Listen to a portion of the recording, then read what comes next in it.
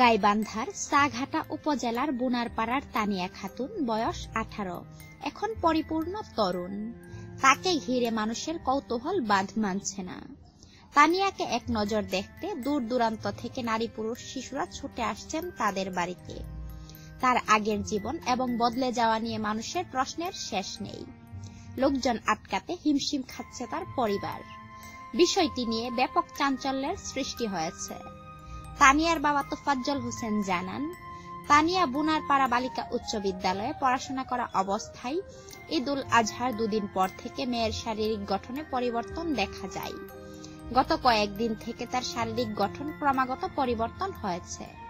পরবর্তীতে পুরুষে রূপান্তরিত হওয়ার বিষয়টি স্থানীয় ডাক্তারের মাধ্যমে নিশ্চিত হন তারা।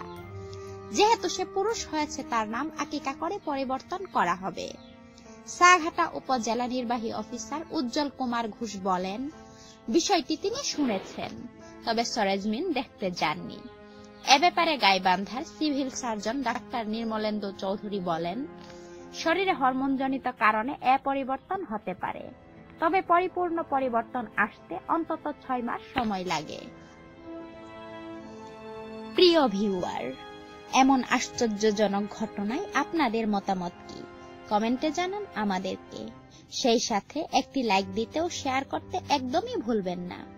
আর হ্যাঁ, এমন অজানা আরো নিত্য নতুন তথ্য জানতে এখনই সাবস্ক্রাইব করুন আমাদের চ্যানেলটিকে।